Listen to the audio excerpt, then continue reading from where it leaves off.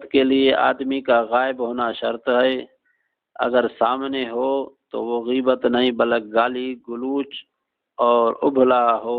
غیبت حقوق العباد میں سے ہے کہ اگر بندہ معاف نہ کرے اس وقت تک معاف نہیں ہوتے، اس وجہ سے زنا سے منع فرمایا گیا۔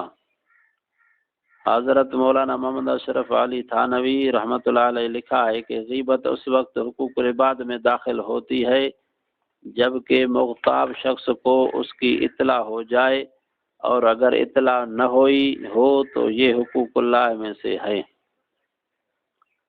گالی گلوچ کو کہتے ہیں وشتم، گالی گلوچ کو کہتے ہیں، شتم کے اندر عموم ہے، اس کے کئی درجات ہیں، جبکہ غیبت کے اندر ایسا نہیں ہے۔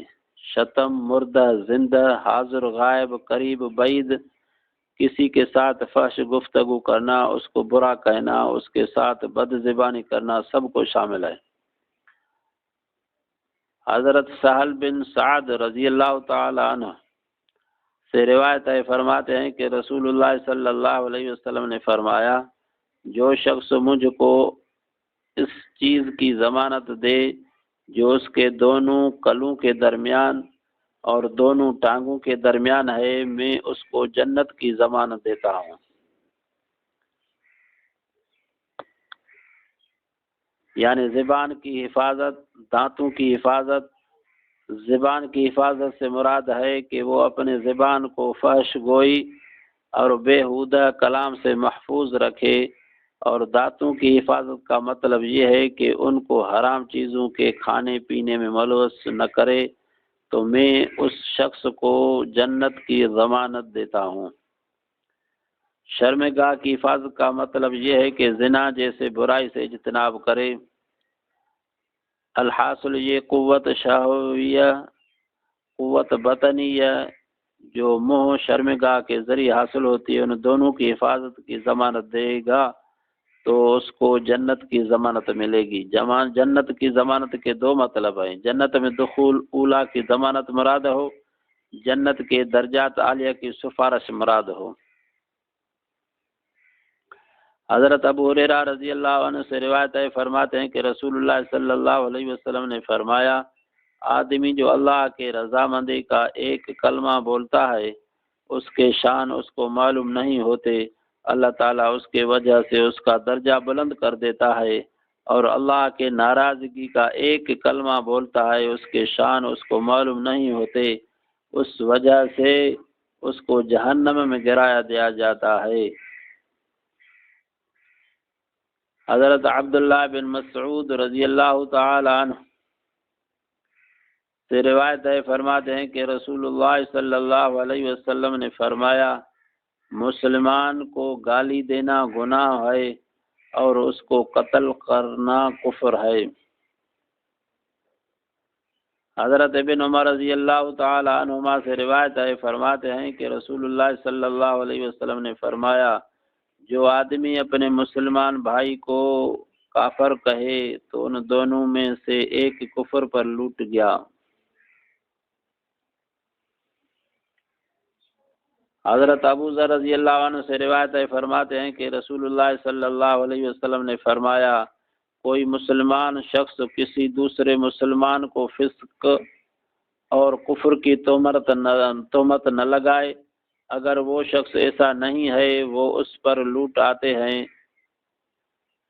حضرت ابو ذر رضی اللہ تعالی عنہ سے روایت ہے، فرماتے ہیں کہ رسول اللہ صلی اللہ علیہ وسلم نے فرمایا، جو شخص کسی کو کفر کے ساتھ بلائے، اسے اللہ کا دشمن کہے، وہ ایسا نہیں ہے مگر وہ اس پر لوٹ کر آتا ہے۔ حضرت انس رضی اللہ تعالی عنہ، حضرت ابو ہریرہ رضی اللہ تعالی عنہما سے روایت ہے، فرماتے ہیں کہ رسول اللہ صلی اللہ علیہ وسلم نے فرمایا، ایک دوسرے کو گالی دینے والے میں سے جو شخص پہل کرے اس کے ذمہ گناہ ہے جب تک مظلوم تجاوز نہ کرے۔ حضرت ابو ہریرہ رضی اللہ عنہ سے روایت ہے کہ رسول اللہ صلی اللہ علیہ وسلم نے فرمایا، سچ کہنے والے کو بہت لعنت کرنے والا نہیں بننا چاہیے۔ حضرت ابو درداء رضی اللہ تعالیٰ عنہ سے روایت ہے، فرماتے ہیں کہ میں نے رسول اللہ صلی اللہ علیہ وسلم کو فرماتے سنا کہ زیادہ لعنت کرنے والے لوگ قیامت کے دن نہ تو شہادت دینے والے ہوں گے اور نہ ہی شفاعت کرنے والے۔ قیامت کے دن اس امت کے لوگ پچھلی امتوں کے بارے میں بطور گواہ پیش ہوں گے کہ ان کے رسولوں اور پیغمبروں نے اللہ تعالیٰ کے احکام ان تک پہنچائے تھے اور ان کو خدا کی طرف بلایا تھا، مگر انہوں نے اپنے رسولوں اور پیغمبروں کی بات نہیں مانی، جیسا کہ اللہ تعالیٰ نے ارشاد فرمایا وَكَذَلِكَ جَعَلْنَاكُمْ أُمَّةً وَسَطًا لِتَكُونُوا شُهَدَاءَ عَلَى النَّاسِ۔ اسی گواہی کے متعلق ارشاد فرمایا کہ قیامت کے دن ایسے لوگوں کو گواہ بننے کا اعزاز نہیں بخشا جائے گا جو دوسروں پر اتنے زیادہ لعنت بھیجتے ہیں، بلکہ ایسے لوگوں کو قیامت کے دن شفاعت کے درجہ سے محروم کیا جائے گا، یعنی اگر وہ چاہیں گے کہ دوسرے لوگوں کی شفاعت کرے تو وہ بھی نہیں کر سکیں گے، لہذا یہ لوگ قیامت کے دن ان انعاموں سے محروم ہوں گے۔ حضرت ابو ہریرہ رضی اللہ تعالیٰ عنہ سے روایت ہے، فرماتے ہیں کہ رسول اللہ صلی اللہ علیہ وسلم نے فرمایا جب کوئی آدمی کہے کہ آدمی ہلاک ہو گئے، وہ سب سے زیادہ ہلاک ہونے والا ہے۔ ذو وجہین شخص بدترین ہے۔ حضرت ابو ہریرہ رضی اللہ تعالیٰ عنہ سے روایت ہے، فرماتے ہیں کہ رسول اللہ صلی اللہ علیہ وسلم نے فرمایا قیامت کے دن بدترین آدمی تم اس شخص کو پاؤ گے جو دوری ہے، ایک جماعت کے پاس ایک طریقہ سے آتا ہے، دوسری جماعت کے پاس دوسرے طریقے سے آتا ہے۔ چغل خور کی سزا۔ حضرت حذیفہ رضی اللہ عنہ سے روایت ہے، فرماتے ہیں کہ میں نے رسول اللہ صلی اللہ علیہ وسلم سے سنا، آپ فرماتے تھے کہ جنت میں چغل خور داخل نہیں ہوگا۔ قطات نمام ایک ہی معنی میں چغل خور اس شخص کو کہتے ہیں جو ادھر کی بات ادھر، ادھر کی بات ادھر پہنچائے، لوگوں کے درمیان فتنہ فساد ڈلوائے۔ اگرچہ چغلی کھانے والا شخص اس بات کو حلال سمجھے تو کافر ہو جانے کی وجہ سے جنت میں بھی داخل نہیں ہوگا، اگر صرف گناہ سمجھ کر تو جہنم میں سزا بخشنے کے بعد جنت میں داخل ہو جائے گا۔ لہذا اس حدیث شریف کا مطلب یہ ہے کہ بغیر سزا کے ایسا شخص جنت میں داخل نہیں ہوگا۔ حضرت عبداللہ بن مسعود رضی اللہ عنہ سے روایت ہے، فرماتے ہیں کہ رسول اللہ صلی اللہ علیہ وسلم نے فرمایا سچائی لازم پکڑو، سچائی نیکی کی راہ دکھاتے ہیں اور نیکی جنت کی راہ بتلاتی ہیں۔ آدمی ہمیشہ سچ بولتا ہے اور سچ بولنے کی کوشش کرتا ہے، یہاں تک کہ اللہ کے نزدیک صدیق لکھا جاتا ہے، اور جھوٹ بولنے سے بچو، جھوٹ بولنا فسق کے طرف پہنچاتا ہے اور فسق دوزخ میں پہنچاتا ہے۔ آدمی ہمیشہ جھوٹ بولتا رہتا ہے، جھوٹ بولنے کی کوشش کرتا ہے، یہاں تک کہ اللہ کے ہاں اس کو کذاب لکھا دیا جاتا ہے۔ مسلم کی روایت میں ہے کہ صدق نیکی ہے، نیکی جنت کے طرف رہنمائی کرتی ہے، کذب فجور ہے، بے شک فجور جہنم کے طرف لے جاتا ہے۔ اللہ پاک جھوٹ سے بچائے اور سچ بولنے کی توفیق فرمائے۔ حضرت ام کلثوم رضی اللہ عنہا سے روایت ہے، فرماتے ہیں کہ رسول اللہ صلی اللہ علیہ وسلم فرمایا کذاب وہ شخص نہیں ہے جو لوگوں میں اصلاح کرتا ہے، اچھی باتیں کہتا ہے، اچھی باتیں لوگوں تک پہنچاتا ہے، منہ پر تعریف کرنا مذموم ہے۔ حضرت مقداد بن اسود رضی اللہ عنہ سے روایت ہے، فرماتے ہیں کہ رسول اللہ صلی اللہ علیہ وسلم فرمایا جس وقت تم تعریف کرنے والوں کو دیکھو ان کے منہ میں مٹی ڈالو۔ سمجھ تعریف کرنا نہیں چاہیے، تو جو حاضرین میں تعریف کرے، جس کی تعریف کی جاتی ہے وہ اس کے منہ میں مٹی ڈالے۔ غیبت کی حقیقت حضرت ابو ہریرہ رضی اللہ تعالیٰ عنہ سے روایت ہے، رسول اللہ صلی اللہ علیہ وسلم نے فرمایا تم جانتے ہو غیبت کیا ہے؟ صحابہ رضی اللہ عنہم نے کہا اللہ اور اس کا رسول ہی بہتر جانتے ہیں۔ آپ صلی اللہ علیہ وسلم نے فرمایا تم اپنے بھائی کا ذکر اس انداز سے کر جو اسے ناپسند ہے۔ عرض کیا گیا اگر ہمارے بھائی میں ایسی بات ہو جو ہم کہتے ہیں؟ فرمایا اگر اس میں وہ ہے اور تم اس کی عدم موجودگی میں اس کا ذکر کرتے ہو تو تم اس کی غیبت کرتے ہو، اگر اس میں وہ نہیں ہے تو تم اس پر بہتان لگاتے ہو۔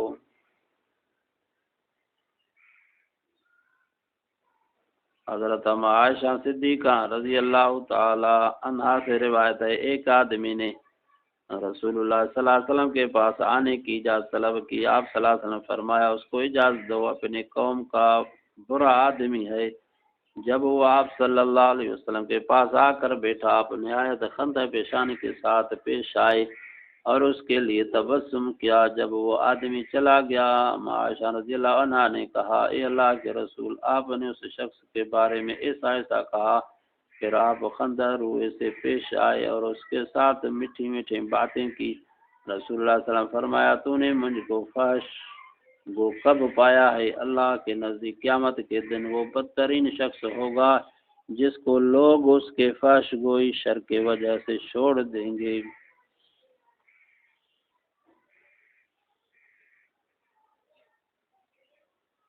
کچھ مقامات ایسے ہیں جن میں غیبت کرنا گناہ نہیں ہے۔ اول ان میں سے مجاہر فاسق کی غیبت ہے، اس کی غیبت اس نیت سے جائز ہے کہ لوگ اس کے شرارت خباثت سے محفوظ رہیں۔ دوسرا مظلوم شخص ظالم کا ظلم حاکم وقت کے سامنے بیان کرے، اگرچہ یہ غیبت ہے کہ ظالم کے برائیاں اور زیادتیاں بیان ہو رہی ہے تو یہ ظلم سے نجات پانے کے لیے جائز ہے، جیسا قرآن پاک میں ہے لا يحب اللہ الجہر بالسوء من القول الا من ظلم۔ تیسرا وہ بدعتی جس کے بدعت متعدی ہو رہی ہو، غیبت کرنے والے کے غیبت سے فائدہ بھی ہوتا ہے اور وہ اصلاح کی نیت سے اور بچاؤ کے ارادے سے غیبت کر رہا ہو، اگر یہ فوائد شرائط نہ ہو تو بدعتی کی غیبت برائی غیبت جائز نہیں۔ کسی کے برائی کو دور کرنے میں مدد کرنا اس طور پر تاکہ وہ اس سے اصلاح کر لے، یعنی کوئی ایسے کام میں مشغول ہو جو گناہ کا کام ہے، اس کو گناہ سے بچانے کے لیے اس کی شکایت کرنا۔ حضرت عمر رضی اللہ تعالیٰ عنہ حضرت عثمان رضی اللہ عنہ کے پاس سے گزرے، حضرت طلحہ رضی اللہ عنہ کے پاس سے گزرے، حضرت عمر ان کو سلام کیا تو انہوں نے جواب نہیں دیا۔ حضرت عمر رضی اللہ تعالیٰ عنہ کی شکایت حضرت ابو بکر صدیق رضی اللہ عنہ کے پاس لے گئے۔ اب ان کا حضرت صدیق اکبر کے پاس اس بات کا ذکر کرنا یہ برائی غیبت نہیں تھا بلکہ برائی اصلاح تھا۔ یہ حکم ہر اس گفتگو کا ہے جس سے مقصود اصلاح ہو، اس کے بارے میں متفکر ہونا ہو۔ کسی مفتی سے کسی کے متعلق مسئلہ دریافت کرتے وقت یہ کہہ کر میرے باپ نے میرے اوپر ظلم کیا، یا کسی بیوی کہے کہ خامد نے میرے اوپر ظلم کیا، اب یہ ظلم بیان کرتے وقت ان کا ذکر بطور غیبت کیا آتا ہے لیکن اس کا گناہ نہیں، جیسے کہ روایت میں آتا ہے ہند بنت عتبہ نے آپ صلی اللہ علیہ وسلم سے شکایت کی کہ ابو سفیان بہت کنجوس ہے، مجھے اور میرے بیٹے کو اتنا خرچ بھی نہیں دیتے جو ہم دونوں کو کافی ہو جائے، تو کیا میں اس کو عدم موجودگی میں پوشیدہ طور پر اس کے مال سے لے کر بطور کفایت خرچ کر سکتی ہوں؟ آپ صلی اللہ علیہ وسلم نے ارشاد فرمایا کہ تم اپنے بچے کے کفالت کے بے قدر لے سکتی ہو۔ اس واقعے میں ہند بنت عتبہ نے ابو سفیان کو شحیل کے لفظ پکارا، لیکن آپ صلی اللہ علیہ وسلم نے نہیں ڈانٹا کیونکہ یہ استفتاء پوچھ رہی تھی۔ مشتری کو بائع مبیع کا عیب بتانا تاکہ مشتری دھوکہ سے محفوظ ہو جائے، اس طرح عبد سارق کو شارب خمر کی اطلاع دینا بھی غیبت نہیں ہے۔ غیبت سے توبہ کرنے کا حکم غیبت کرنے والے پر واجب ہے کہ جس کی غیبت کی ہے اسے معافی طلب کرے۔ علامہ خیاطی رحمۃ اللہ علیہ نے کہا کہ اگر مغتاب لہو کو غیبت نہیں پہنچی تو اسے غیبت سے توبہ کے لیے صرف استغفار اور توبہ کافی ہے۔ اکثر اہل علم نے اس کو پسند کیا ہے۔ ہاں اگر مغتاب لہو کو اس کی غیبت پہنچی ہے تو پھر اس غیبت میں مغتاب لہو کا حق متعلق ہو چکا ہے اور یہ حقوق العباد بن چکے ہیں، تو مغتاب لہو سے معافی بھی لازمی ہے۔ اگر وہ فوت ہو چکا ہے تو اس کے لیے توبہ استغفار کیا جائے۔ حضرت عائشہ رضی اللہ عنہ سے روایت ہے کہ ایک آدمی نے رسول اللہ صلی اللہ علیہ وسلم کے پاس آنے کی اجازت طلب کی۔ آپ صلی اللہ علیہ وسلم نے فرمایا اس کو اجازت دو، اپنے قوم کا برا آدمی ہے۔ جب وہ آپ صلی اللہ علیہ وسلم یا پاس آ کر بیٹھا، آپ نہایت خندہ پیشانی کے ساتھ پیش آئے اور اس کے لیے تبسم کیا۔ جب وہ آدمی چلا گیا، عائشہ رضی اللہ عنہ نے عرض کیا، اے اللہ کے رسول، آپ نے اس شخص کے بارے میں ایسا ایسا کہا۔ پھر آپ خندہ روئے سے پیش آئے اور اس کے ساتھ میٹھی میٹھی باتیں کہی۔ رسول اللہ صلی اللہ علیہ وسلم فرمایا، تو نے مجھ کو فحش گو کب پایا ہے؟ اللہ کے نزدیک قیامت کے دن وہ بدترین شخص ہوگا جس کے لوگ اس کے فحش گوئی شر کی وجہ سے چھوڑ دے۔ گناہ کا اظہار بھی گناہ ہے۔ حضرت ابو ہریرہ رضی اللہ عنہ سے روایت ہے، فرماتے ہیں کہ رسول اللہ صلی اللہ علیہ وسلم نے فرمایا، میرے تمام امت میں سوائے ان لوگوں کے جو اعلانیہ گناہوں کا ارتکاب کرنے والے ہیں، اور اعلانیہ گناہ میں یہ بھی ہے کہ ایک آدمی نے رات کو کوئی کام کیا پھر اس حال میں صبح کی، جبکہ اللہ تعالیٰ نے اس پر پردہ ڈالا ہے، وہ صبح کرتا ہے، پس وہ کہتا ہے، اے فلاں کل گزشتہ رات میں نے اس طرح کیا ہے، حالانکہ اس نے رات ایسے گزاری کہ اس کے رب نے اس پر پردہ کیا تھا، اور وہ صبح کرتا ہے کہ اللہ تعالیٰ کا پردہ کھول دیتا ہے۔ حضرت ابو ہریرہ رضی اللہ عنہ کی حدیث ذکر الفاظ من کان یؤمن باللہ باب ضیافت میں گزری چکی ہے۔ عام گناہوں کا اتنا سخت مواخذہ نہیں ہے جتنا علانیتاً کھلم کھلا گناہ کرنے پر مواخذہ ہوتا ہے۔ اسی طرح شیخ محدث دہلوی فرماتے ہیں کہ اس شخص کی غیبت کرنا جائز ہے جو کھلم کھلا ڈھٹائی کے ساتھ گناہ کرتا رہے، اپنے عیب کو خود ظاہر کرتا رہے۔ ہاں جو شخص پوشیدہ طور پر گناہ کرتا ہے، اپنے عیب کو چھپاتا ہے، اس کی غیبت کرنے کو حرام قرار دیا گیا ہے۔ دعائے اللہ پاک اس گناہوں سے محفوظ رکھے۔ وما علینا الا البلاغ۔